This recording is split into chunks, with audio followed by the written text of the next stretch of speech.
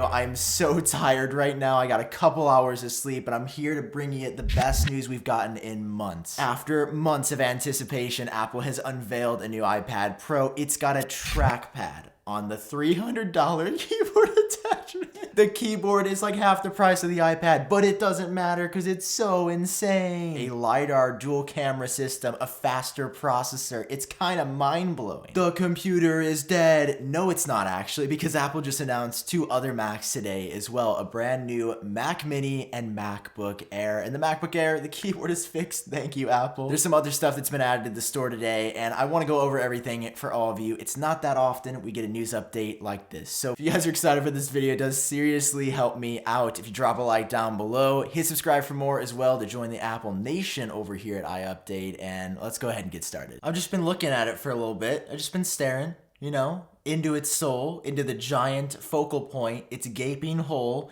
its grievous wound, the trackpad. Oh my gosh, this is actually like, you know, it's like, oh, you know, you got a trackpad, like that's kind of cool. But it's also like iPad OS is just different forever. You guys ever realize things are just like gonna be different from here on out? Whoa, bro. Okay, what the heck, guys? This thing floats. I thought my iPad site was just not loading. Like I thought it was just, oh, you know, it's buffering. My internet's a little bit slow right now. No, it legitimately floats on here. You can adjust it at a ton of different angles, but this is something we haven't seen from Apple before, and this is just the start apparently. There are some cool bells and whistles here though, like the fact that there is a pass-through USB-C port on here. So you've got your normal iPad Pro port on one side, and then you just get another one by using the keyboard. Can I highlight backlighting on this iPad Pro keyboard one more time? That's probably why it's so expensive, because there is genuinely a lot of new tech in here. It's not just, you know, your average keyboard with a trackpad, but obviously the main reason you're buying this isn't for the bells and whistles, it's for the bell and the whistle, for the trackpad itself. It's first party from Apple, so you know it's going to be incredibly well designed and supported, and the good news is though, like this works on all iPads with iPad OS.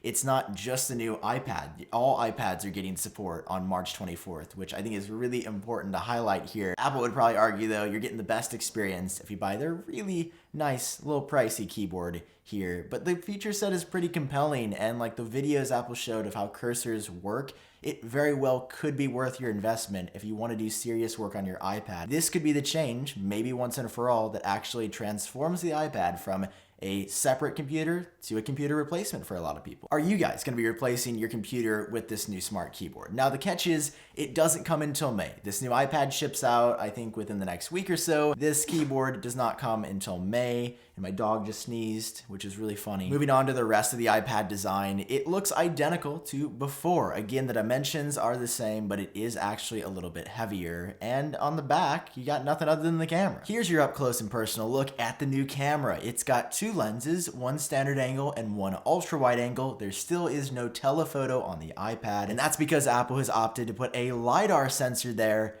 instead of a normal camera. And we'll have to see if this decision pays off, because Apple's making some pretty bold claims here. Some quick technical analysis here shows us that this LiDAR scanner is to measure the distance between the iPad itself and things around you. It works up to 5 meters away from you, both indoor and outdoor, so wherever you are, you can scan and augment what you're looking at. It's actually going to work just better with instant object placement and things with existing AR apps, which I've been pretty vocal about. I don't really have a good experience with augmented reality, but I'm especially excited to try the new Measure app on this iPad, because they say that the groundbreaking advancements make all the measurements really accurate. Before it was using the camera to make estimates about the environment, but now it has a laser that will actually scan the environment and have a concrete distance that it can measure. Now the two lenses here, the standard angle comes in at 12 megapixels, and the other ultra wide angle, which is the really fun one that just blows everything out of proportion. You can get a lot of cool snapshots, make people look a little funny. That one is 10 megapixels. Did we need this? I'm just throwing this out there now. Don't hate on me too much, but I mean, two cameras on the iPad. Who is going around seriously shooting video or photo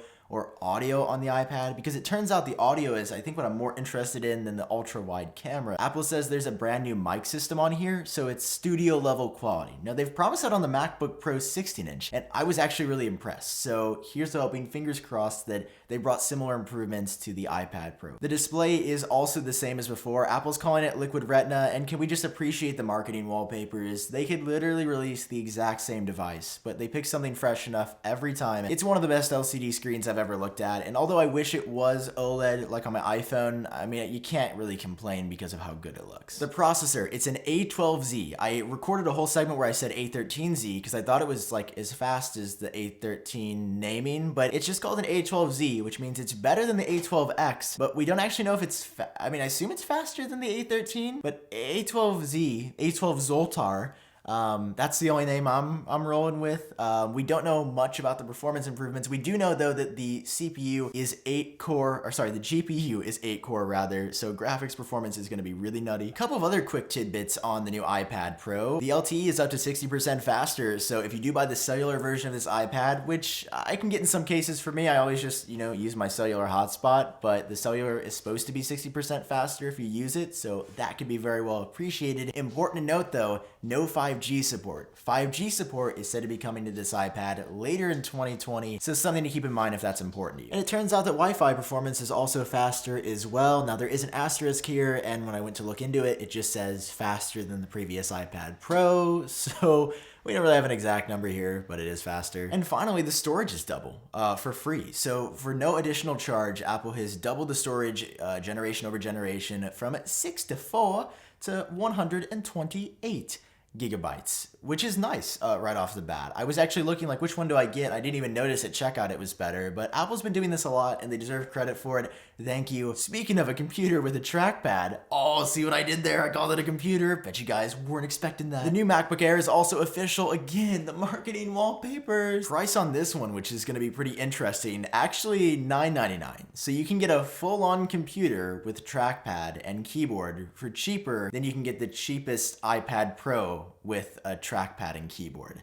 I'm sure that pricing is going to be debated, but the keyboard is the main story for this MacBook Air, and I'm just so happy it's finally here. Apple was so stuck on the butterfly mechanism for years, it was breaking down. I mean, they went through 3 or 4 versions of it before they canceled it. It's one of their biggest blunders in history. The new MacBook Air, it's got the same keyboard as the new MacBook Pro, and from my experience using it, I can tell you it's way better. It feels like the 15-inch MacBook from 2015, and overall, it's a fantastic typing experience. Feels better than the keyboard I've got sitting behind me. I mean, it's genuinely great, and this comes from somebody who does a lot of typing, not only because I was a recent graduate from college, thanks so much, I can hear your applause from here, but also because I type a lot of emails, notes for work, so it's really great. Processing power on here up to a quad-core Intel i7, which is pretty good. It's 10th generation, so it's the newest essentially that Apple's putting into their notebooks, and while it's not going to be a powerhouse like something in the MacBook Pro, it's going to totally get the job done for anything basic you're doing, like browsing the web or typing, but it's also going to allow you to do some lighter stuff like some video editing, some photo editing, and still have a pretty good experience overall. Storage on here, guys. Oh, it's doubled again. This is so nice. I want this trend to continue everywhere. Can we get an iPhone with base 128 gigabytes this year? 128 gigabytes dead. It's 256 gigabytes now, and I can tell you that is fantastic because running out of space on the MacBook is one of the worst feelings in the world. Drop a like if you've experienced that. And you can also put up to 2 terabytes in this machine of flash. So